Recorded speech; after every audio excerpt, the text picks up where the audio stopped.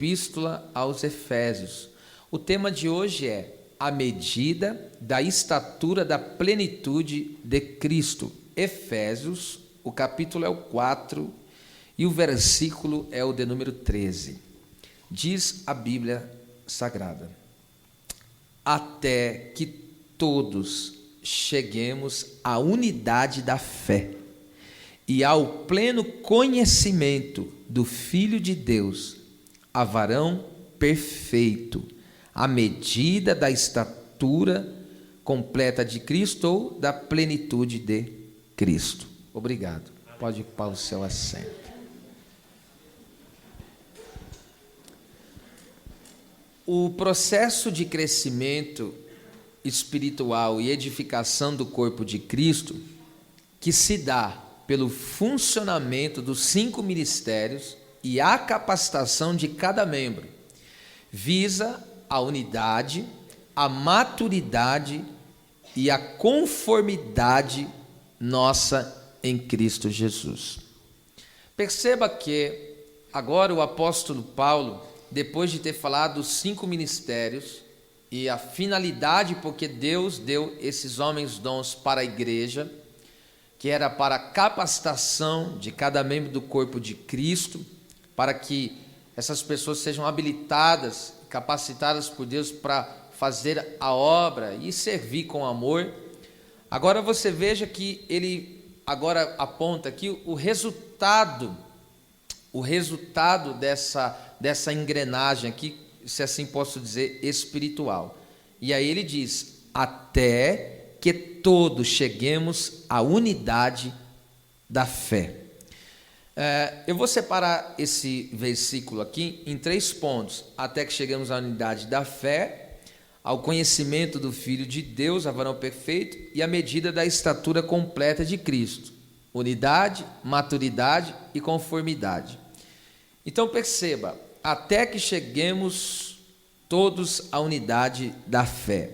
A palavra aqui até é a palavra grega merri, que é uma preposição de extensão, que significa até um alvo ou terminando nele. A obra tem início, meio e fim, ou seja, que é a conclusão, e do início ao fim a obra é Cristo, tá? A obra tem começo, tem meio e tem fim, nas nossas vidas também. E essa obra, do começo ao fim, ou seja, se inicia essa obra em Cristo, e essa obra ela vai encabeçar, ela vai terminar também em Cristo. Se não, vejamos, em Filipenses 1,6 diz lá: aquele que em vós começou a boa obra, aperfeiçoará ou completará até o dia de Jesus Cristo. Então, ele começou, ele completará. A obra começa em Cristo, porque ele é o Criador de todas as coisas. A obra, além de começar em Cristo, ela também é mediada, porque você sabe que começa e tem um processo. Então, tanto a obra começa em Cristo, como também ela se desenrola em Cristo. Por quê? Porque ele é mediador. Mediador é aquele que intermedia. Nós estávamos todos perdidos por causa do pecado, e veio Cristo e intermediou a obra, nos reconciliou com Deus novamente, com o Pai. E ele faz tudo isso para quê? Para que o nome dele seja glorificado como Deus Criador. E aí é onde Paulo escreve: porque dele, por ele e para ele são todas as coisas. Então começa nele, a obra é intermediada por ele, e o final de tudo é para ele mesmo, para que ele continue sendo assim exaltado. Então, com isso, todo o nosso esforço e dedicação como membros do corpo de Cristo tem que estar centrado nele. Cada membro deve buscar no Senhor o crescimento pessoal. É importante ressaltar isso. Cada membro deve buscar o crescimento pessoal, que culmina no coletivo. Então, eu busco o crescimento espiritual, desenvolvimento espiritual, a capacidade de Deus na minha vida, Eu busco de forma pessoal, eu devo fazer isso de forma pessoal, mas isso tem que terminar, ou seja, tem que resultar no coletivo, porque o texto diz até que todos. Então perceba, nós somos, cada um de nós somos membro, mas esse membro ele pertence a um só corpo, então cada membro pertence a um só corpo. Então, embora Deus possa fazer esse trabalho pessoal e cada um deve buscar em Deus esse crescimento, mas no final, o resultado final tem que ser todos devem ser alcançados, porque ninguém pode ficar desproporcional no corpo, todos no corpo têm que desenvolver, todo membro do corpo tem que desenvolver, tá certo? Fica isso bem patenteado aqui. Então, ou seja, o trabalhar de Deus é em toda a igreja. Deus não trabalha só com metade da igreja, uma parte da igreja. Deus não trabalha só com o pé do corpo, só com a mão do corpo. Não, Deus trabalha com todo o corpo, tá? Então, todo esse corpo tem que estar ali, como nós temos falado aqui até repetitivamente, mas como uma questão pedagógica para a nossa vida, é que nós temos que entender que esse corpo ele tem que estar em pleno funcionamento em cada parte dele. Agora, você perceba comigo que ele fala aqui, até então que todos. Então, Deus quer o crescimento de todos, o avanço de todos, o progresso de todos, até que todos cheguemos. Até que todos cheguemos. A palavra grega aqui é katantao, que significa chegar a ser, atingir, alcançar, ou chegar a um determinado estado. Denota movimento em direção ao objetivo. Nós vivemos um processo diário e constante de transformação. Nós estamos sempre em movimento. Qual que é o movimento? Transformado de glória em glória. A igreja do Senhor nunca está estagnada. A igreja sempre estará nesse movimento de transformação. Nunca se esqueça disso. E esse processo é diário e constante. Perceba, diário, cada dia, e é constante. Nós vivemos isso, tá certo? E o nosso objetivo, qual que é o nosso objetivo como crente, como corpo de Cristo? É alcançar a ressurreição e a glorificação do nosso corpo. Todos nós aqui temos que ter esse objetivo, porque a Bíblia diz que a esperança, ela não traz confusão. Qual que é a nossa esperança? Que Cristo vai voltar e Ele vai estabelecer o seu reino e nós vamos viver com Ele eternamente. Essa é a nossa única esperança que nós temos, tá certo? E a Bíblia diz que quem tem essa esperança de Deus, ela não nos deixa confusos, não nos deixa envergonhados, porque o amor de Deus está derramado em nossos corações pelo Espírito Santo. Então o Espírito Santo testifica essa realidade, né, irrefutável e imutável. Agora veja só em Filipenses 3, 11 e 21. Vou resumir esse texto aqui que Paulo fala, olha só. Para ver se, de alguma maneira, eu possa chegar ou alcançar, é a mesma palavra que Paulo usa aos Efésios aqui. Chegar à ressurreição dos mortos. Versículo 21, direto para o 21. E aí ele fala, eu prossigo para o alvo, para o prêmio da vocação, que é Cristo. Então esse é o nosso alvo, olha lá, que transformará o nosso corpo abatido para ser conforme o seu corpo glorioso. Então nós vamos ter um corpo semelhante ao corpo de Cristo. Isso é uma grande coisa, tá certo? Que até mesmo a nossa mente é difícil alcançar, de tão tremendo e glorioso que é isso. Aqui, esse é o objetivo, no caso, final. Esse é o objetivo final. Fomos crucificados com Cristo, recebemos uma nova vida em Cristo e agora seremos glorificados por Cristo. Vou repetir porque é bonito isso. Fomos crucificados com Cristo, nosso velho homem morreu na cruz, recebemos uma nova vida em Cristo, quando Ele ressuscitou dos mortos, e agora seremos glorificados quando Ele voltar para nos buscar. Por exemplo, até aqueles que morreram na fé, existem muitos milhões de irmãos nossos, desde o Antigo Testamento, tá? Até os dias de hoje, que já morreram na fé em Cristo Jesus, e eles estão no céu, mas não estão de forma completa. Por quê? Porque eles estão esperando a ressurreição do corpo deles. Eles estão lá agora no céu, na presença literal de Deus, mas não estão perfeitos. Por que não estão perfeitos? Porque eles estão sem o corpo. E eles estão esperando o momento em que Jesus vai vir arrebatar a igreja, e a igreja então vai receber, cada membro do corpo de Cristo vai receber esse corpo glorificado, prometido. Esse corpo que é um corpo, ou seja, adaptado para viver por toda a eternidade. E esse corpo não aceita, como você sabe, ele não vai se cansar, não vai ficar doente, não vai se render às fraquezas carnais,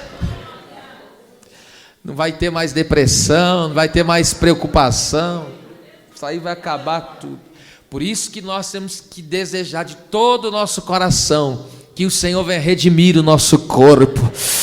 Quantos esperam, aleluia, a redenção do corpo pela volta iminente de Jesus, que aparecerá nos ares, tocando a trombeta, nós ouviremos o alarido de Deus, a voz do arcanjo, e no piscar de olhos teremos o nosso corpo transformados.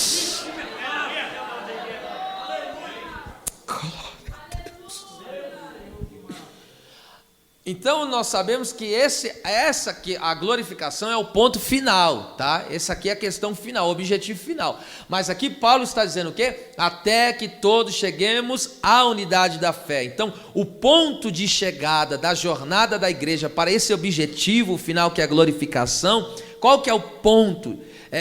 Aqui o ponto dessa jornada, qual que é? A unidade da fé. E você sabe que essa palavra unidade, eu falo que você já sabe, porque nós já vimos em Efésios 4:5, que é renotes, a palavra grega aqui, que significa unidade, unanimidade, consentimento, que é ser concorde, né? Está em concordância. É um estado de ser um. Então, aqui, como no versículo 5, que eu já citei de Efésios, diz respeito a todo o conteúdo do Evangelho. Aqui a unidade da fé é todo o conteúdo do Evangelho do Senhor Jesus. Então, a unidade e a harmonia entre os membros do corpo são possíveis somente quando construídas sobre o fundamento da sã doutrina, ou seja, sobre o ensino da palavra. Nós não conseguiremos viver essa unidade da fé se não for centralizada nisso, tá certo? Fundamentada nisso, no ensino da palavra de Deus, no ensino da vida e da obra de Jesus Cristo. Você sabe que todas as escrituras testificam de Jesus Cristo. De Gênesis a Apocalipse, a Escritura fala sobre o nosso Senhor Jesus Cristo. E a nossa vida tem que estar pautada nisso, fundamentada no ensinamento da vida de Cristo, tá certo? É por isso que toda mensagem que se prega tem que trazer uma lição do Evangelho do Senhor. Tem que levar o homem à dependência de Deus, o homem à restauração de Deus. Não importa qual o texto que eu vá usar, mas toda pregação tem que convergir nisso, em que o homem tem que ser restaurado a Deus, em que o homem tem que viver uma vida de oração para Deus, de dependência de Deus, de louvor a Deus. Toda a mensagem, tá certo? Eu posso pregar aqui sobre provisão financeira, mas essa mensagem tem que cair no quê? Ela tem que cair na glória do nome de Deus, do homem restaurado à presença do Senhor Deus. Tem que culminar nisso, tá? Toda a mensagem que é pregada, não pode ser diferente. Agora escute isso aqui, que coisa tremenda. Portanto, nós alcançaremos a unidade da fé se tivermos a mente de Cristo. Então, a igreja do Senhor não pode alcançar a unidade da fé. Ou seja, estamos nessa unidade da fé se nós não tivermos a mente de Cristo. A mente de Cristo, Paulo fala sobre isso em 1 Coríntios 2,16. E o que é ter a mente de Cristo? Todos nós pensando como Cristo pensa, estando sobre o comando dele, que ele é o cabeça. Então, se nós não pensarmos como Cristo pensa, e como Cristo pensa? De acordo com as Escrituras, ele revelou o pensamento de Deus está aqui, ó. Quer saber o que Deus pensa? Leia a Bíblia. Aqui está o pensamento de Deus revelado para nós, tá certo? Então a igreja não pode viver essa unidade da fé, ela não pode viver se esta igreja não pensar como Deus pensa. E como Deus pensa? Cristo revelou como Deus pensa. Tá certo? Ele nos ensinou o que é fazer perfeitamente a vontade do Pai. É por isso que eu digo, aqui a questão é tudo sobre Cristo. Se tirar Cristo, tirou tudo. Tá certo? A igreja tem que estar, como sempre, firmada nele. Agora veja que coisa tremenda isso aqui. Por isso o inimigo busca corromper a mente dos crentes, né, do membro do corpo de Cristo, e nos apartar da simplicidade que há em Cristo. Isso Paulo falou em 2 Coríntios, capítulo 11, versículo 3. Paulo está preocupado com os crentes em Corinto, por quê? Porque está surgindo falsos apóstolos que estão ministrando ensinamentos que não estão em concordância com a vida de Jesus. Então, todo ensinamento que não nos leva para Cristo é falso. E por quê? Porque ele é a verdade. Então, escute isso aqui, você tem que pegar isso aqui. Todo ensinamento que não está baseado na vida e obra de Jesus, ele é falso. Não há verdade nesse ensinamento, porque Jesus é a própria verdade.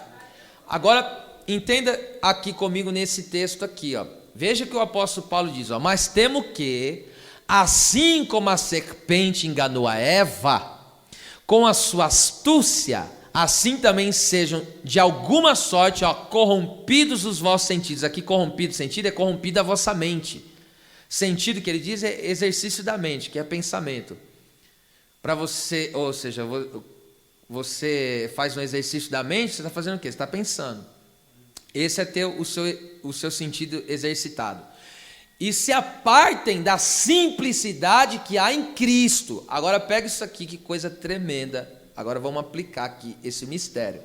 Então, corromper a mente é não mais pensar como Cristo pensa, ou seja, não pensar de acordo com a palavra. Então, se eu começo a fazer algo na minha vida que distorce a palavra de Cristo, significa que eu não tenho mais a mente de Cristo. Porque eu já não estou mais agindo sobre os comandos do cabeça. Porque ele, como cabeça, nunca vai me mandar fazer algo que contraria a ele. Tá certo?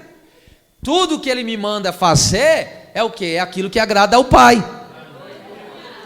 Entende? Toda a direção que Jesus ele me orienta, tudo que ele me pede para mim fazer, é sempre nisso, é sempre glorificando a pessoa de Deus.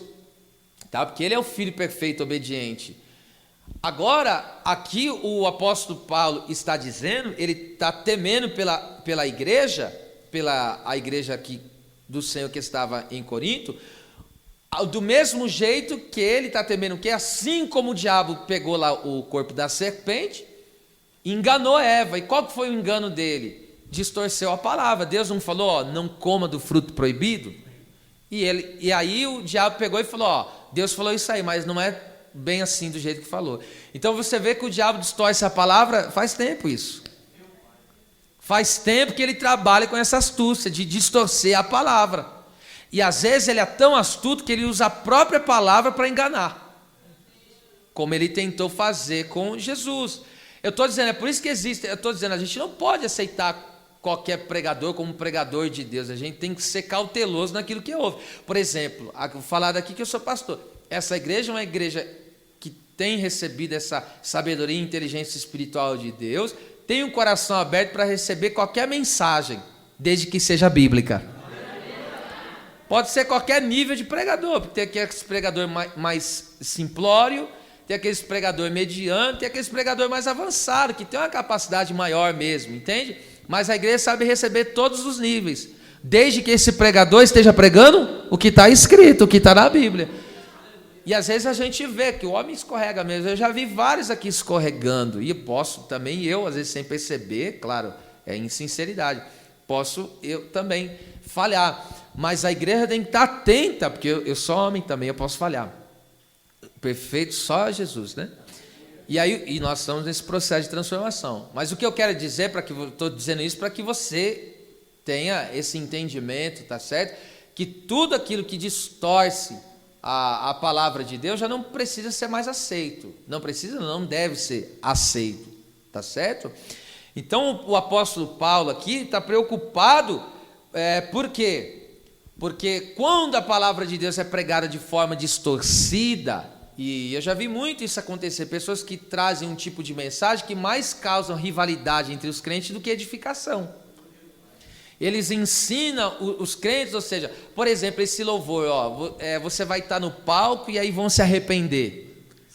Esse é o tipo de louvor que não é bom, não se deve ser louvado, porque isso cria rivalidade. Lembra o sabor do mel lá?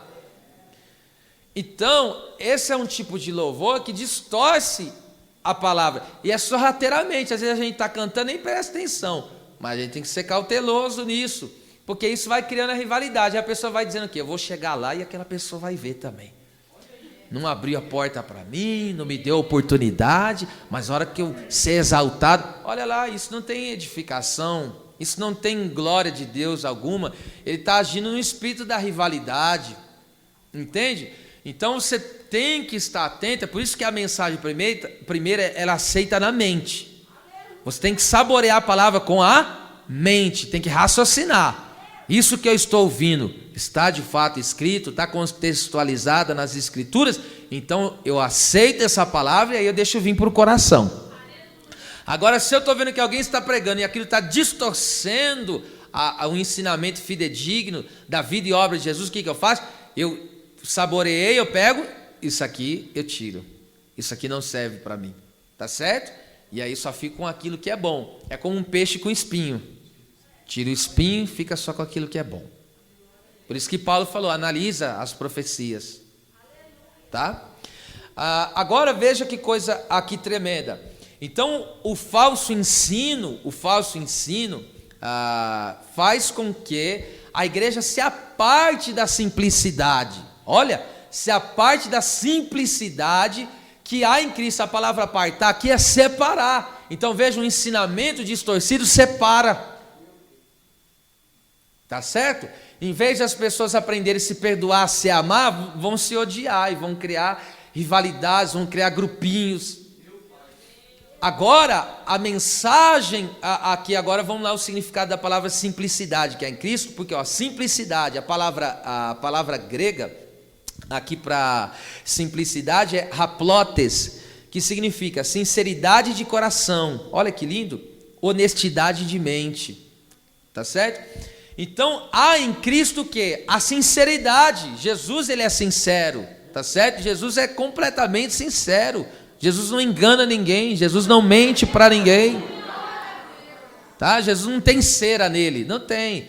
Você sabe que essa palavra sinceridade, as pessoas antigamente usavam máscara, e era máscara de cera. Aí batia o sol, ou seja, era máscara, não era a pessoa, ela estava usando uma máscara. Aí batia o sol e derretia a máscara de cera. Então aí onde se originou a palavra sinceridade, sem cera. Então Jesus, aleluia, não tem uma máscara. Ele é verdadeiro, ele é o que é.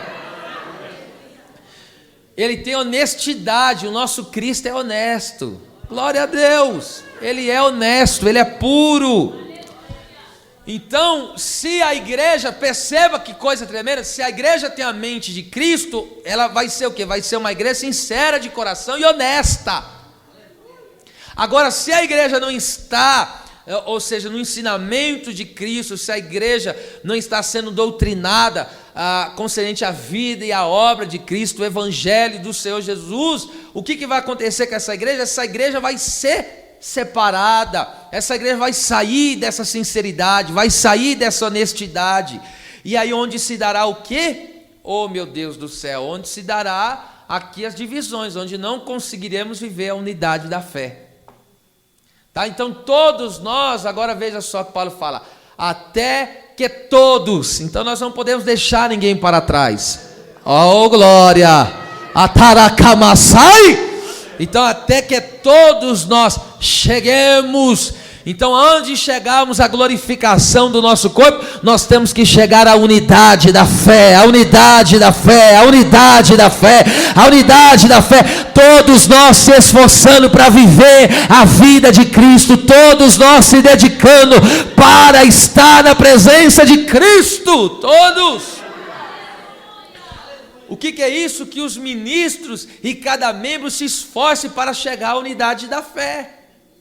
Então, se tem algo na minha vida que distorce a vida de Cristo, o que eu tenho que fazer? Me esforçar para me conformar à mente de Cristo. Por exemplo, tem alguma coisa na minha vida, perceba, tem alguma coisa na minha vida que, estou dando um exemplo, tem alguma coisa na minha vida que não condiz com aquilo que Jesus pensa, não condiz com a mente de Cristo. Por exemplo, a falta de perdão. A falta de perdão, isso é a mente de Cristo? Não é a mente de Cristo. Então, se a falta de perdão está na vida de alguém, o que essa pessoa está acontecendo com ela? Ela está sendo o quê? Enganada, ela foi apartada da simplicidade que há em Cristo.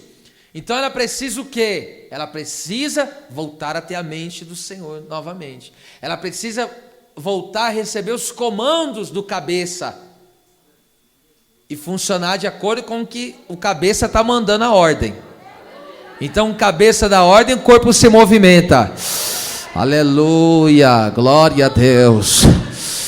Toda astúcia da serpente, eu estou profetizando agora, toda astúcia da serpente, seja ela eliminada em nome de Jesus. Toda distorção da palavra caia para o abismo e que permaneça a vida, a obra e os ensinamentos de Jesus sobre a nossa vida.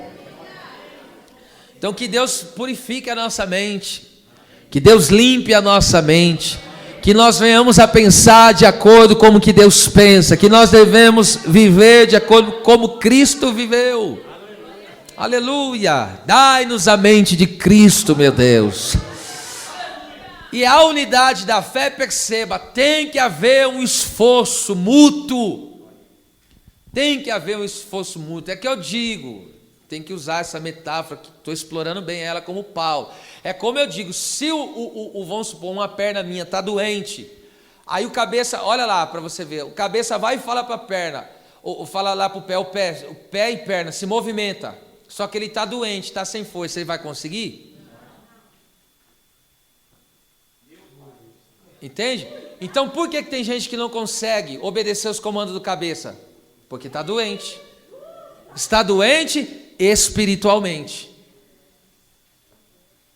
Então aqui, aleluia, aonde nós estamos tendo dificuldade para obedecer conforme as escrituras, é porque há uma doença aí, há uma enfermidade aí espiritual, e essa enfermidade precisa ser curada. Glória a Deus. Eu já usei esse exemplo, mas eu tenho que voltar aqui, porque o Espírito Santo me autoriza e me diz para fazer isso. Uma vez eu ouvi, não fui eu, isso aqui que recebi, eu ouvi de um homem de Deus, estava pregando, e ele disse assim, que ele foi no médico, e quando ele foi no médico, estava com um problema, não estava tendo movimento no braço, porque estava com um problema, tá? E estava tendo problema, estava prejudicando ele todo o corpo dele, que ele estava com um problema. Aí o que aconteceu? Ele foi no médico, e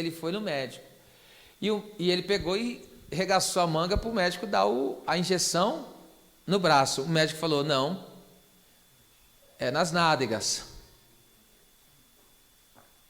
Ele falou, não, mas o problema está no braço, o bumbum está saudável, está tudo bem, presta atenção.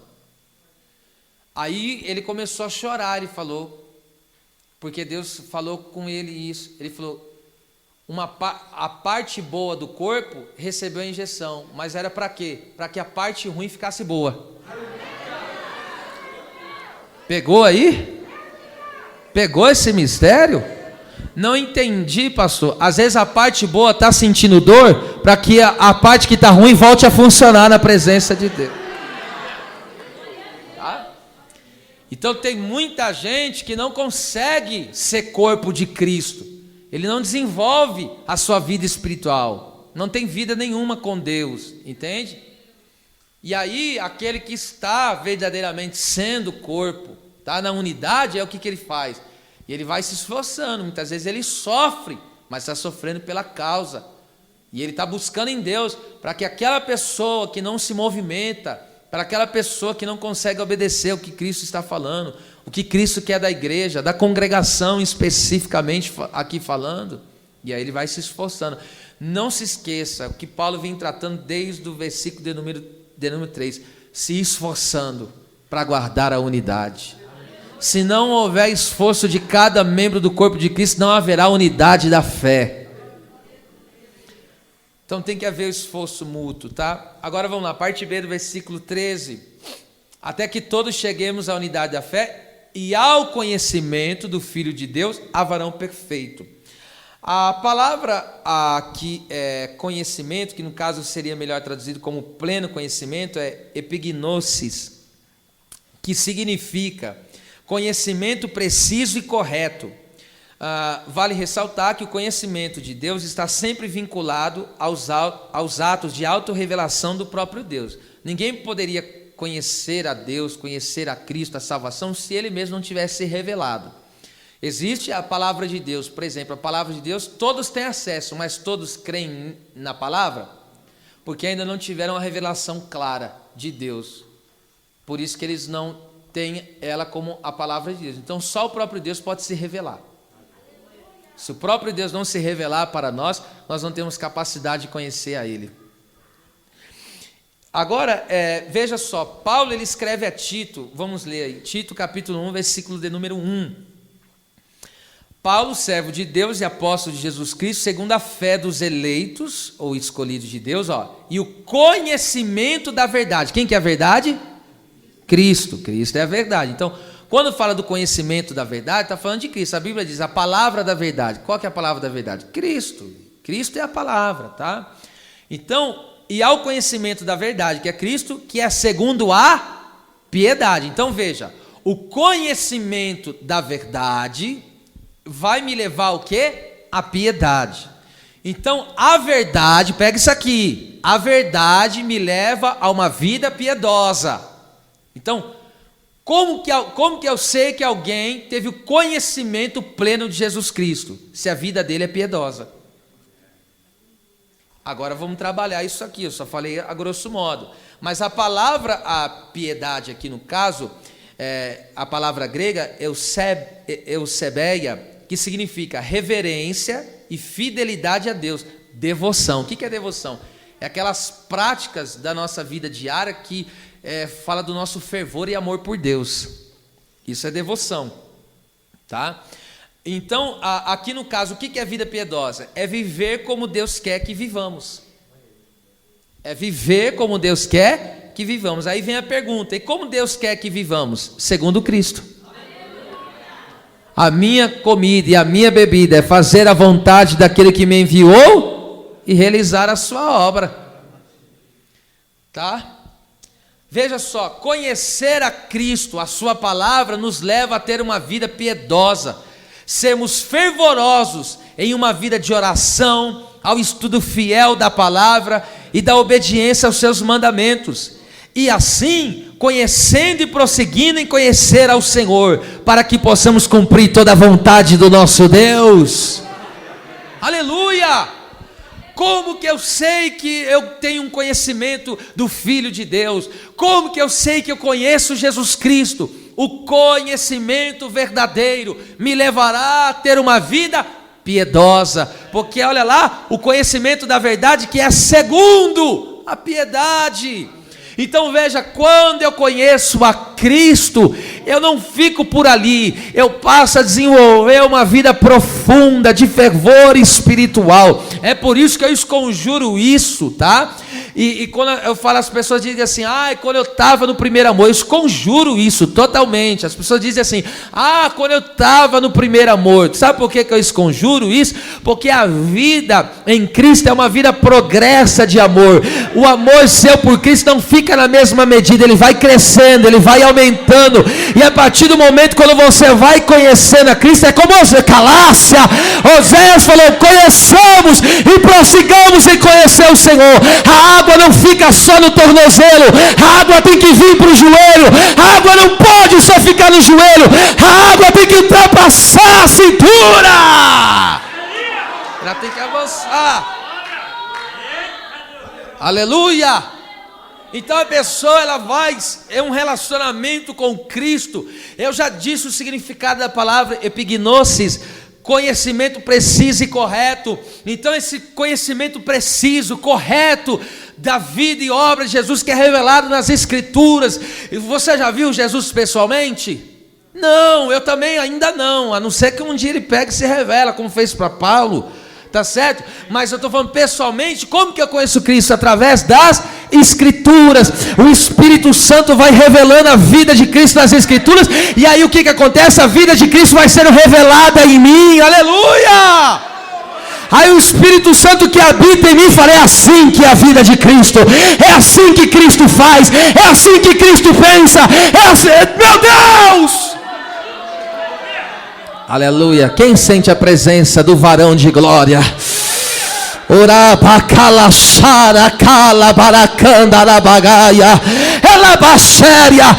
conhecer a Cristo nos levará a uma vida piedosa. Aleluia! Então essa vida, meu Deus do céu, essa vida de conhecer o Filho de Deus, perceba?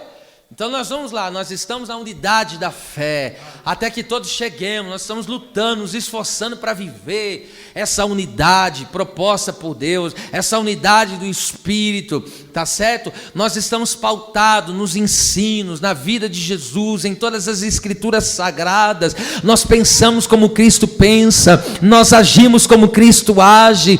E aí o que está acontecendo conosco? Nós estamos a cada dia conhecendo mais a Cristo, nós estamos conhecendo a vida de Jesus, ou seja, de forma experiencial, de forma vivida, porque a partir do momento quando eu passo a ter uma vida devocional, uma vida piedosa, através da oração, como eu já disse, através da guarda dos mandamentos, através do estudo, você vai conhecendo Jesus melhor, ele vai se revelando para você, ele vai mostrando para você o que você não conseguia ver, e ele vai te revelando: é isso que eu quero de você, é isso que eu quero de você, é isso que eu quero de você, isso não é mais para você, meu Deus! Graça! Ninguém precisou chegar para ele: larga disso, porque ele conheceu a Cristo, e o próprio Cristo fez a obra nele. Aleluia! Glória a Deus! Oh meu Deus, conhecer a Jesus não é ter uma vida fria, calculada, monótona. É por isso que eu digo que a questão de culto para mim não é uma questão de bater cartão aqui. Ó, bati o cartão, pastor, olha eu aqui no culto. Não, vim para o culto é conhecer a Cristo. Meu Deus! Aleluia!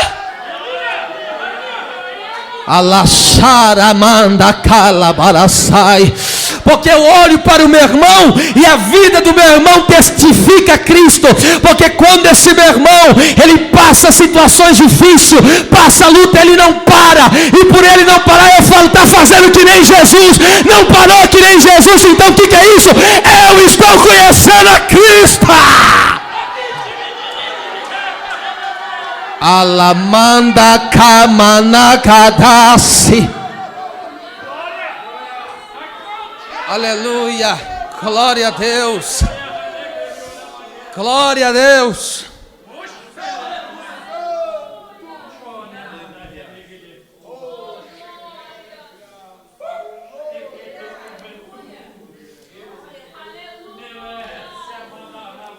Aleluia. Deus está derramando essa graça sobre nós. Qual que é a graça? É da vida piedosa. Lavachanda candarabagaia. Não tem como conhecer Jesus e ser o mesmo. Eu vou falar de novo. Não tem como conhecer Jesus e ser o mesmo. Veja que como conhecer Cristo é um progresso. Veja só, vou dar um exemplo. Lembra Pedro? O André chegou e falou: ó, encontrei o Messias, o Salvador, encontrei Jesus. Aí André levou Pedro, e Pedro já tinha contemplado o milagre o milagre da água feita em vinho. Já tinha, porque esse foi o primeiro. Ele já tinha, a Bíblia diz, e creram nos seus, e os seus discípulos creram nele. Ali não tinha os 12 ainda, mas Pedro já fazia parte. Agora chega em Lucas 5, veja como que Pedro conheceu Jesus de forma mais íntima e poderosa? Foi num dia de trabalho dele. Lembra? Estava vivendo uma situação financeira crítica. Jesus apareceu e falou: vem cá. E Jesus levou Pedro na onde? Levou ele na palavra. Ou seja, Jesus levou ele na onde? Na palavra.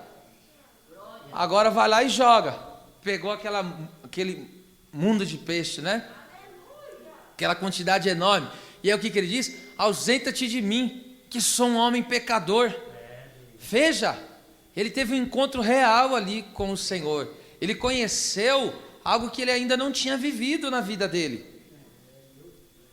Se você acha que o que você conhece sobre Cristo você não sabe nada ainda.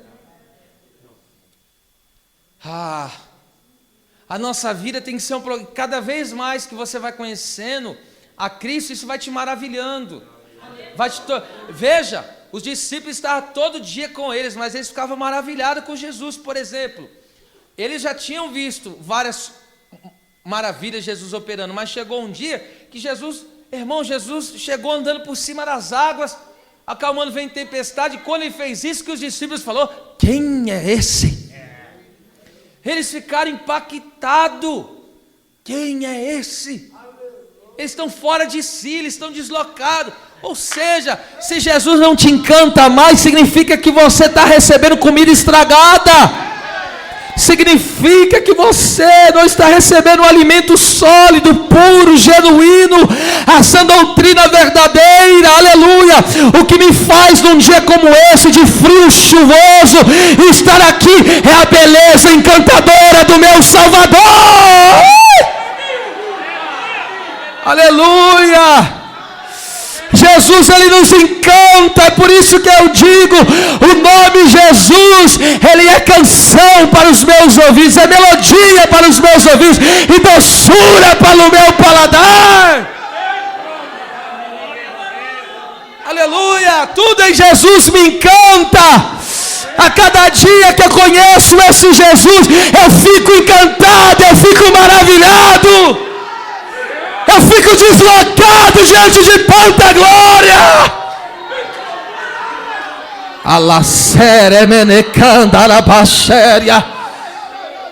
Aleluia, quantas experiências nós vivemos com o Senhor.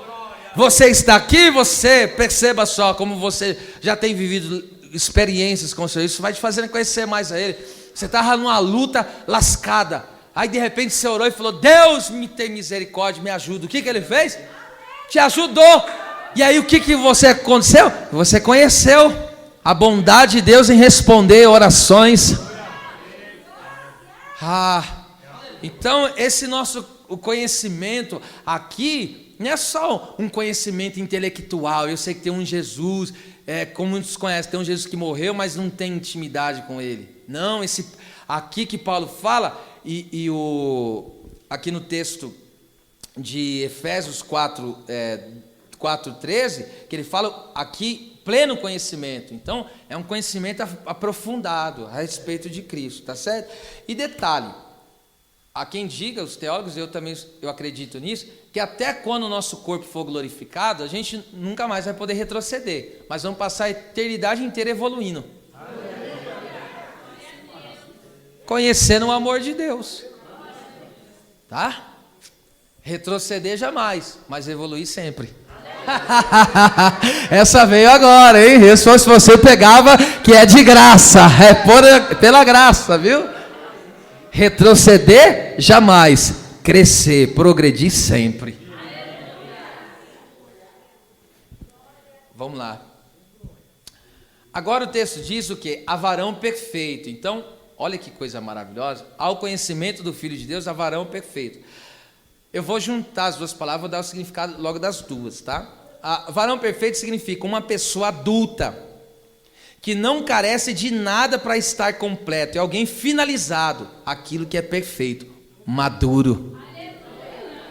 Então nós trabalhamos aqui, perceba só, até a nossa glorificação, que esse é o objetivo final. Nós passamos por esses 3 A igreja passa por esses 3 processos, a jornada. Primeiro, unidade da fé. Segundo, conhecimento do Filho de Deus, varão perfeito. Que é isso? Maturidade. Maturidade. Vamos lá, minha gente. Qual era o problema, no caso, qual era o problema de inveja, contendas, carnalidades, divisões na igreja em Corinto? Qual que era? Imaturidade. E isso está escrito em 1 Coríntios 3, capítulo 3, versículo 1 ao 3, quando Paulo fala: vós sois como meninos em Cristo. Então, a falta de amadurecimento espiritual, Paulo está dizendo, vocês não chegaram à vida adulta espiritual. Então, por vocês serem meninos espirituais, ou seja, não há maturidade em vocês, é por isso que tem inveja, é por isso que tem contenda, que é briga, é por isso que tem divisão, um diz que é de Paulo, outro de Pedro, e assim sucessivamente, discutindo quem é maior, quem é melhor. Essas coisas são tudo coisa de menino.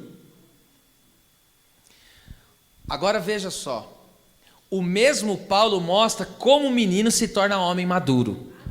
Homem maduro, aqui você está entendendo que está falando da igreja, individualmente cada crente e de forma coletiva o corpo, que é a igreja do Senhor. Então quando está falando homem aqui, não está falando de gênero masculino, feminino, está falando criação de Deus.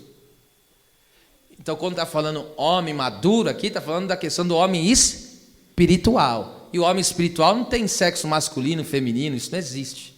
Nós vamos ser como os anjos. Seres assexuados.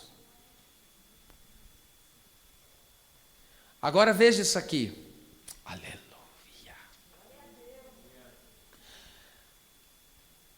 Paulo, ele mostra então como um menino se torna homem, ou seja, homem maduro. Está escrito, isso aqui é demais para mim. Colossenses 1, 28. Olha lá, como que um menino deixa de ser menino e se torna homem maduro. Olha lá. A quem anunciamos, admoestando, guarda essa palavra, a todo homem e ensinando a todo homem em toda a sabedoria, para que apresentemos aqui é paristeme no grego, que significa deixar a mão. É como que alguém pega, o pai pega a noiva e entrega na mão do esposo, no altar. Paulo está dizendo, esse é o trabalho dos 5 ministérios. Apresentar uma igreja, não é uma igreja menina que Jesus vai casar. Não é uma igreja, menina não pode casar, filho. Já está casada, né? Dentro do contexto judaico já está, mas estou dizendo, a consumação. Ou seja, se relacionar com uma pessoa de menor é crime. Pelo menos aqui no nosso país é. Jesus não se relaciona com uma menina. Ô Márcia, Jesus se relaciona com uma igreja madura. Olha lá, para que apresentamos todo homem perfeito em Jesus Cristo. E você vê aqui, quando eu falei aqui, você vê, homem adulto não se relaciona com menina de menor. E aqui, quando o Senhor falou aqui, na hora o Espírito Santo me deu a leitura. A hora que o Senhor clamou a misericórdia aqui. E eu digo, tá? Que Deus guarde os corações. Deus guarde os corações. E não permita que o teu filho fique sozinho com pessoa que você não conhece. Não permita isso. Pode ser quem for. Não permita que ele esteja só. Agora veja só. Volta aqui. Isso aqui é uma palavra de revelação, né? Ciência. Mas olha isso aqui. Como que o menino, ou seja, a igreja menino se torna homem maduro? Como isso acontece? Olha que Paulo fala através da admoestação e do ensino. Agora você entende porque existem pessoas que não frequentam o estudo, porque eles não querem deixar de ser menino. Porque crescer, meu amado, crescer dói. Crescer espiritualmente, você pensa que não dói, não? Crescer espiritualmente dá trabalho. Agora, quer ter uma vida medíocre sem sentido? Aí não dá trabalho nenhum. Mas crescimento, meu amado. Vamos lá. Olha que coisa maravilhosa. Eu vou dar o significado da palavra admoestando. A palavra admoestando aí, a palavra grega é nutheteo, que significa trazer à mente, gravar no coração, advertir, que é reprovar gentilmente. É reprovar algo que a pessoa está fazendo errado. Agora veja só, através da admoestação e do ensino da palavra, o menino se torna homem. Porque foi corrigido do erro, aconselhado quanto às perigosas consequências de uma vida irresponsável e pecaminosa que leva para o inferno, e ainda foi instruído quanto à fé e à vida correta que agrada a Deus. Então o ensino da palavra de Deus vai tornando o quê? A igreja madura. Vai nos tornando pessoas maduras na fé. Porque veja só, sinais de imaturidade. A pessoa está... sinais de maturidade. A pessoa está passando... Isso aqui acontece muito. A pessoa está passando uma prova e fala, vou largar, deixar de ir na igreja. Por que ele fala isso? Porque ele é imaturo ainda. Imaturo. Isso é imaturidade. Porque a pessoa que, quando ela já tem maturidade, o que ela fala? Ela pega e fala, Deus, me dá graça. Ela não fala nunca em retroceder, em largar. Ela sempre fala, Deus, me ajuda, me dá graça, tem misericórdia. Pegou o mistério aí ou não? E, por exemplo, conforme já dei aqui o exemplo que Paulo falou à igreja aos Coríntios, problemas ali de inveja, contenda, divisões. Então, isso tudo caracteriza uma igreja o quê? Uma igreja menino. E agora, para que essa igreja possa amadurecer, é através do quê? Vai sendo admoestada, vai sendo instruída, ensinada na palavra. Aí o crente, vamos lá, o crente vai e fez algo que está errado. Aí o que Deus faz? Adverte. Porque se Deus não nos advertir no nosso erro, o Pai corrige o que ama. Se Jesus não tivesse corrigido a igreja de Laodiceia, ele falou, eu corrijo e castigo a quem eu amo. Então Jesus gentilmente, olha para você ver como que aqui é exortação, admoestação, é repreender a pessoa mesmo, de forma que gentil. Olha o que Jesus falou, eu estou à porta e bato. Ele foi gentilmente. Então, nós temos que trabalhar assim, a criação dos nossos filhos deve ser assim também. Admoestando, você não deve se vestir dessa maneira. A gente admoesta, fala, você não deve andar dessa maneira. O seu corte de cabelo não deve ser assim, desse jeito. Esse tipo de linguagem não é bom para você. Então você vai admoestando com amor. E você vai admoestando ele e fazendo o quê? Ensinando. Admoestando, ensinando. Aí esse menino, que hoje é menino, estou dizendo, você entendeu, menino, menina, o que vai acontecer com ele? Vai se tornar um homem maduro, uma mulher madura. E espiritualmente é o mesmo processo. Deus vai nos ensinando, não é correto que você fale palavrão. É correto que você tenha uma linguagem sã. Não é natural que, você está com ira no coração. Então Deus vai nos advertindo, Deus vai nos admoestando e vai fazendo o quê? Não só admoesta, mas Ele ensina. Ele aconselha, se você continuar nesse caminho, isso vai te levar para a perdição. Entende? Então é assim, a nossa criação espiritual diante de Deus é do mesmo jeito que se cria um filho natural. É do mesmo jeito. Tá certo? Eu lembro até hoje, meu pai, estou dizendo, nem crente não era, mas eu lembro as admoestações do meu pai, até hoje não era muito gentil, não. Eu vou te dar uns tabefe. Mas até hoje guardo. Até hoje. E aí eu me lembro, antes, que é sempre essa linguagem, não tem jeito, não tem como fugir disso. Aí eu queria uma vez, eu me lembro, pensa, meu pai até o corte de cabelo era... Aí teve um dia que eu fui inventar, meus irmãos mais velhos dando trabalho, que os mais velhos davam trabalho que só, era 5 homens dentro de casa, imagine minha mãe, tadinha. E aí eu me lembro, Aí foi ainda com a ajuda de um mais velho, pegou e passou a maquininha no meu cabelo. E meu pai não gostava dessas coisas. Na época não estou dizendo que é errado, tá? Mas estou dizendo, meu pai não gostava. Aí meteu a maquininha, a hora que meu pai me viu, rapaz do céu, Jesus amado, o couro esquentou. Quase que ele botou uma peruca em mim, para o cabelo crescer. Aí estou dizendo, olha, ele não era crente, estou explicando, cabelo de maloqueiro, que é esse? Nunca mais esqueci. Cadê? Esse cabelo sempre ajeitadinho. Nada errado. Então você vê que isso faz o que? A gente amadurecer, crescer. Agora eu estou falando do ponto de vista correto, bíblico, saudável.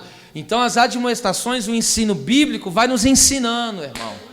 Vai nos ensinando, ou seja, Deus vai através dessas admoestações, do ensino, do estudo da palavra, a gente vai crescendo, a gente vai amadurecendo. Todas as faltas e deficiências vão sendo cobertas pela instrução, pela palavra de Deus. Aí de repente você que fazia errado não vai fazer mais errado. Por quê? Porque foi ensinado. O que está acontecendo? Está virando um homem espiritual. Tá certo? Tá aí, ó, tremendamente. Vamos lá, para a gente ir para a conclusão. Pode ser. Glória a Deus. Irmão, não se esqueça disso. O estudo da palavra nos faz crescer. Repete isso com a mão direita levantada. Por favor, diga. O estudo da palavra nos faz amadurecer. Alamande kovasnai.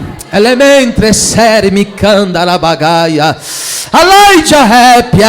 Alacassore mentre candarabagaia. Que se levante os amantes do ensino da palavra de Deus nessa última hora da igreja. Entende por que o nosso coração queima pelo estudo da palavra? E quando eu digo aqui, eu falo que eu vou abrir mais um culto de ensino, eu não falo brincando não. Eu falo com toda a seriedade do meu coração. Embora toda a palavra de Deus tenha instrução, toda a pregação. Mas eu digo, eu tenho vontade de abrir mais um culto de estudo aqui. Porque, conforme eu já disse para os irmãos, se eu continuar trabalhando com vocês, versículo por versículo, assim, de cada livro da Bíblia, eu não vou conseguir. Em toda a minha vida, eu posso viver aí, eu sei que eu não vou viver tudo isso, não, Deus livre. 90 anos. Não, quero não. Isso tudo não.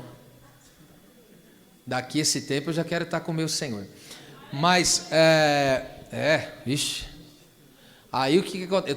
Eu desejo o arrebatamento, viu? Eu oro por isso.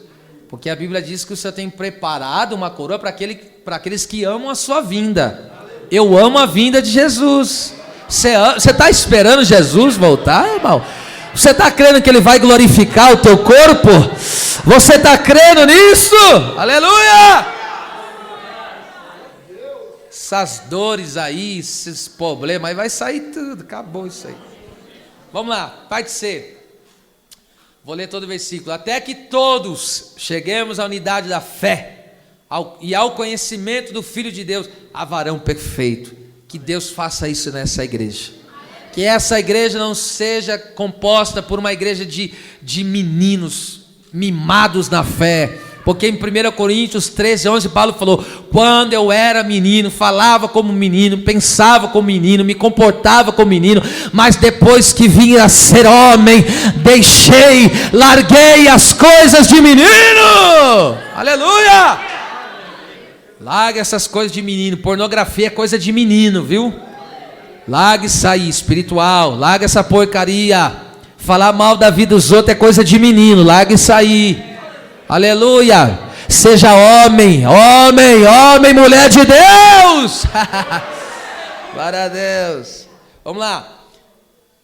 A medida, aqui tem uma revelação forte para a gente encerrar. A medida da estatura completa, ou plenitude, que eu gosto mais, de Cristo. Vamos trabalhar primeiro aqui a questão da estatura. A palavra aqui grega é relíquia, que significa plenidade. É o período da vida da maturidade no qual se está no auge ou na melhor fase para se realizar algo. Escute, esta palavra é vista em Lucas 19, no episódio de Jesus com Zaqueu, que é um retrato espiritual para nós. Olha isso aqui, ó. Jesus está passando em Jericó e o texto diz assim, ó: e havia um homem rico chamado Zaqueu. Aí versículo 3: e procurava ver quem era Jesus, e não podia ver por causa da multidão, porque era do quê? Ele era de pequena, não só física, literalmente ele era, mas ele era de estatura espiritual baixa. Vamos ver esse mistério aqui? Agora veja só, pequena estatura, essa é a condição dos homens. Ele procurava ver Jesus, ou seja, ele não conhecia.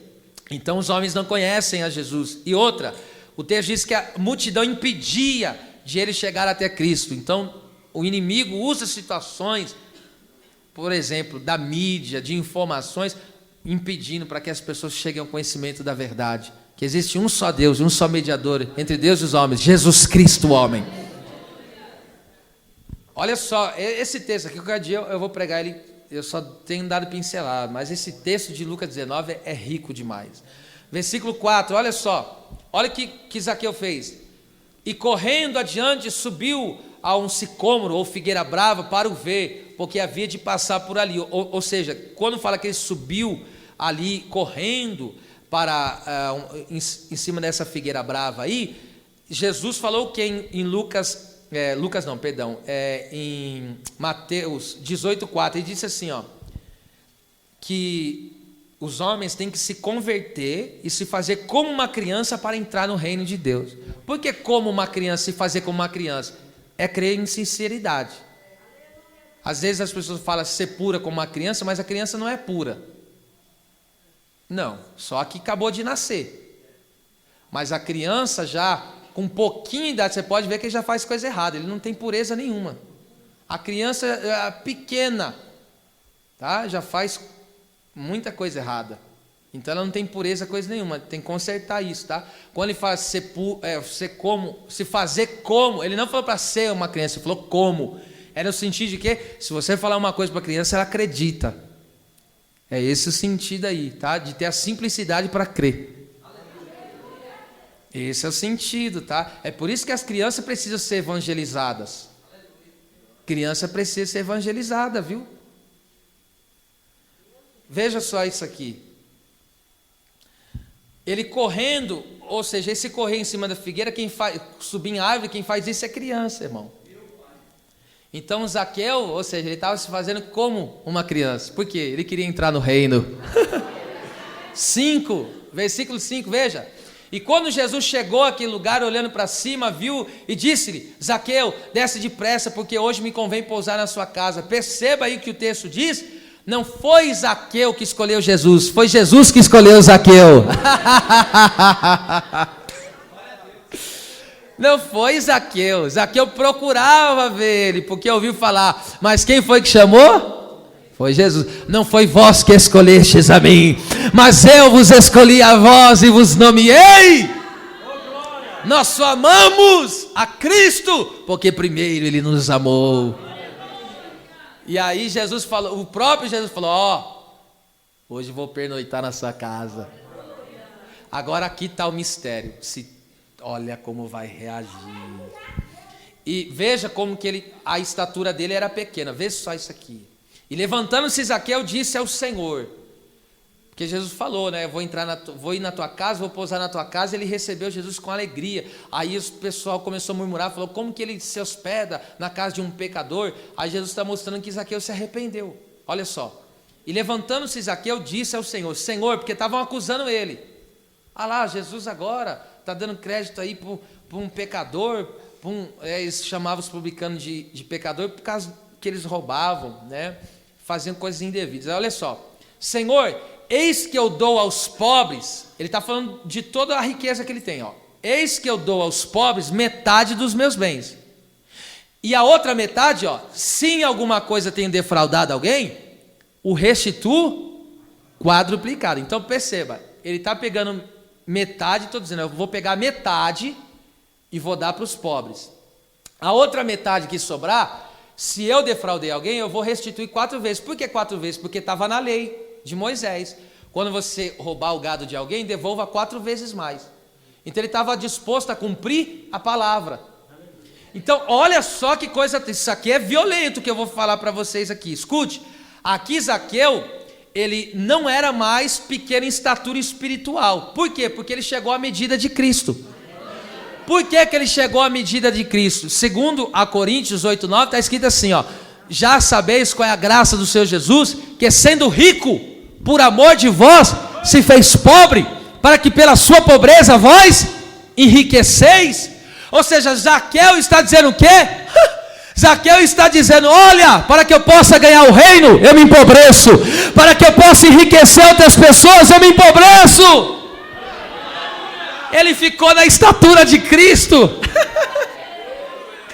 Ah, pelo amor de Deus. Escute isso aqui. Ele está dizendo o que com isso? Ele está dizendo, ó, esse texto significa o quê? Zaqueu, ele se desfez de tudo que ele tinha? Não, se desfez no coração. Ao contrário do jovem rico, que tinha riqueza no coração. Zaqueu está mostrando para Jesus: quem domina a minha vida não é mamão. Eu pertenço a Cristo, eu sou de Cristo. É o Senhor que agora reina no meu coração. E como prova que eu me arrependi dos meus pecados, eu sigo o teu exemplo, porque o Senhor se despiu da sua glória, veio aqui na terra para nos enriquecer, Jesus, com a tua salvação. Veja que coisa linda. Então Zaqueu, ele estava na estatura de Cristo. Olha que coisa linda, hein? Que coisa maravilhosa. Então, é essa estatura que nós temos que alcançar. Essa é a estatura, tá certo? É viver de acordo como ele vivia. É amar como ele amou. É se dedicar ao Pai como ele se dedicou. Aleluia. Aí Jesus falou: eis aí um filho de Abraão. Ou seja, um filho da fé, a fé verdadeira, genuína, porque o Filho do Homem veio buscar e salvar o que se havia perdido. O homem não perdeu a estatura, agora está chegando novamente. Jesus veio restaurar isso. Veja só, Deus não quer uma igreja de rapazes pequenos, mas uma igreja madura, à medida da estatura completa de Cristo. Veja isso, 2 Reis, estou encerrando. 2 Reis 2, 23 e 24. Olha lá. Então subiu dali a Betel, e subindo ele pelo caminho, uns rapazes pequenos saíram da cidade e zombavam dele, e diziam-lhe: sobe calvo, sobe calvo. E por que eles diziam sobe calvo? Porque Elias tinha sido arrebatado.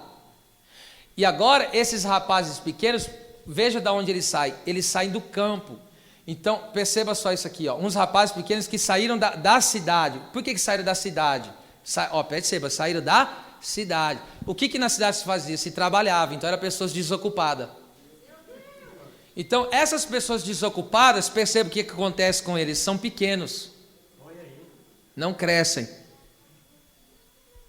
Então quem não se ocupa na obra, não cresce. Agora veja isso aqui. Essas pessoas que não cresceram, o que eles estão fazendo? Estão zombando de algo espiritual, porque Elias subiu e eles não estão acreditando que Elias foi arrebatado. E aí eles estão zombando de Eliseu: sobe calvo, sobe calvo. Estão dizendo que Elias subiu ao céu, coisa nenhuma. Estão zombando. E a palavra aí, zombar, escute, a palavra hebraica aí olha só, kalás, que significa escarnecer. Só que o texto diz que essas pessoas que escarneciam, o que aconteceu com elas? Foram amaldiçoadas. Eliseu, versículo 24. Eliseu amaldiçoou, e virando-se para trás, os viu e os amaldiçoou em nome do Senhor. Então 2 ursas saíram do bosque e despedaçaram 42 daqueles pequenos. Veja só, o urso só despedaça os pequenos. Pega isso aqui. O que significa ser rapazes pequenos, ou seja, meninas pequenas, uma igreja de pessoas pequenas? O que isso significa? Pessoas que não cresceram espiritualmente, não estão na maturidade, a estatura de Cristo. E aí o que essas pessoas fazem? Essas pessoas que não crescem espiritualmente viram escarnecedores, vivendo na carne. O seu estilo de vida, como que alguém se zomba? Está lá escrito em Gálatas: não erreis, Deus não se deixa escarnecer, Deus não se deixa zombar. Aquilo que o homem semear na carne, colherá a corrupção, mas aquele que semeia no Espírito, a vida eterna. E o contexto ali está falando do quê? As obras da carne e o fruto do Espírito. Então perceba só isso aqui. O que é ser um rapaz pequeno? É aquele que fica desenvolvendo as obras, ou se ocupa nas obras da carne e não desenvolve o fruto do Espírito. Isso são as pessoas pequenas. Porque o fruto do Espírito é desenvolver o quê? O caráter de Cristo. E agora, as pessoas que se ocupam nas coisas carnais, o que acontece com elas? Elas desacreditam do espiritual. Porque Elias subiu ao céu é o tipo de Cristo que ascendeu ao céu. E Eliseu, que recebeu a capa, é o tipo da igreja que foi batizada com o Espírito Santo. E agora a igreja sequencia a obra de Cristo, tá certo? E hoje o mundo e muitos rapazes pequenos, que aqui está falando dos crentes, rapazes pequenos, tá?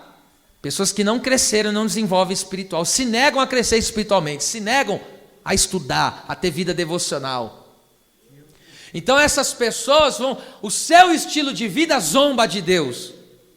Porque quando eu continuo vivendo uma vida pecaminosa, a minha vida está zombando. Eu estou dizendo, Cristo não subiu coisa nenhuma e não vai descer coisa nenhuma.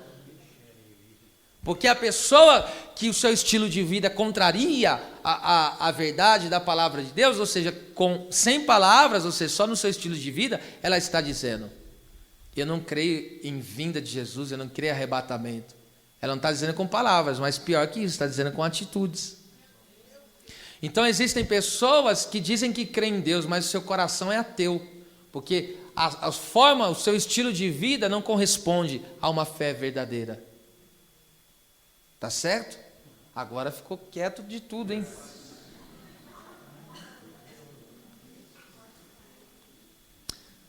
Então essas pessoas que não crescem vão penar na mão do anticristo, aí vão sofrer muito. Mas eu creio que a igreja será arrebatada. E agora eu encerro em 2 minutos. Veja isso. Aleluia. Então, a medida da estatura da plenitude de Cristo. A palavra plenitude aí no caso é pleroma, a palavra grega é aquilo que se completou, preenchimento. Então vem a pergunta, quem é Cristo nas palavras de João? Quem é Cristo? Se a Bíblia está dizendo que nós temos que ser cheios da plenitude de Cristo, aí vem a pergunta, quem é Cristo? Ser cheio da plenitude, ou seja, ser cheio dele. Então quem é Cristo para que eu seja cheio dele? João responde nas palavras de João, vamos lá? E o verbo se fez carne e habitou entre nós e vimos a sua glória, como a glória do unigênito do Pai, cheio de graça e de verdade. João testificou dele e clamou dizendo, este era aquele de quem eu dizia, o que vem depois de mim e é antes de mim. Como que ele pode vir depois se ele é antes? É porque antes ele sempre foi Deus e depois ele desceu em carne humana. Ele se encarnou para intermediar a obra, para tomar o meu lugar. Porque João está dizendo, porque foi primeiro do que eu. João está dizendo, humanamente falando, João o Batista, ele nasceu e Jesus depois foi gerado do ventre de Maria. Só que Jesus é antes de João. Por quê? Porque Jesus criou João. E João está dizendo, pega esse mistério. Eu estou vindo na frente dele, mas ele é antes de mim. Aleluia. Meu Deus do céu. João deve ter falado, como que pode ser esse Jesus, hein? O próprio Deus se sujeitar. Por isso que Paulo fala que ele sendo rico se fez pobre. Por que sendo rico? Porque Deus não tem falta de nada. Ele tem todos os recursos, tá certo? E Jesus veio aqui na terra e passou necessidade. Ele teve fome, ele teve sede, ele teve necessidade de dormir, descansar, isso é necessidade. Então por isso que ele se tornou pobre. Ele se fez como um de nós, para que através da sua pobreza, morte na cruz, ele viesse nos enriquecer.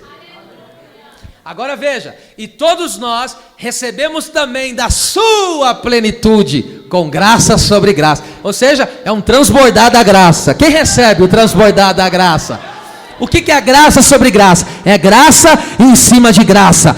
Você recebe graça e mais graça. É graça hoje, graça amanhã, graça depois. É graça antes, é graça agora, é graça depois. Aleluia! Ou seja, o que João, na descrição de João, que é Cristo? João está dizendo, Ele é o próprio Deus. Deus tomou a forma humana. Tá certo? Veio Jesus na terra e tomou a forma humana. Aí João está querendo dizer o quê? Esse Jesus que nós estamos vendo aqui na terra, Ele é igualmente como Deus Pai, porque Ele é Deus. Ele só está aqui na forma humana. É por isso que quem vê a Cristo vê a Deus, porque não há diferença. É o mesmo poder, é o mesmo amor, é a mesma graça, é o mesmo. Aleluia! Então, quando percebe isso aqui, meu Deus, então vou repetir, ó. Cristo é completamente igual a Deus, pois tudo que Deus é, isto é exatamente o que Cristo é. Então, Cristo é Deus. Deus quer que cada membro do seu corpo manifeste as qualidades de seu Filho Jesus, o qual é Ele mesmo o padrão da maturidade espiritual e perfeição. Então veja, Jesus veio aqui em forma humana, e Ele falou, este é o homem perfeito. Eu estou dando o padrão do que é ser o homem perfeito. Agora eu desci na terra, cheio de graça e de verdade. Tem uma coisa, eu vos dou da minha plenitude. Olha lá, para que nós recebemos da sua plenitude, com graça sobre graça. Então em Cristo nós aprendemos a viver e agradar a Deus em toda a sua vontade. Que Deus nos amadureça, que Deus nos faça, aleluia, que Deus cumpra essa palavra, a unidade da fé. Alaide Reb Derevácia, que Deus cumpra essa maturidade ao conhecimento, pleno conhecimento do Filho de Deus, a varão perfeito, segundo a estatura plena, completa da plenitude de Cristo Jesus. Então uma igreja madura é uma igreja que prega Jesus, que vive Jesus, que ama Jesus, que anda Jesus, testemunha Jesus, que fala Jesus.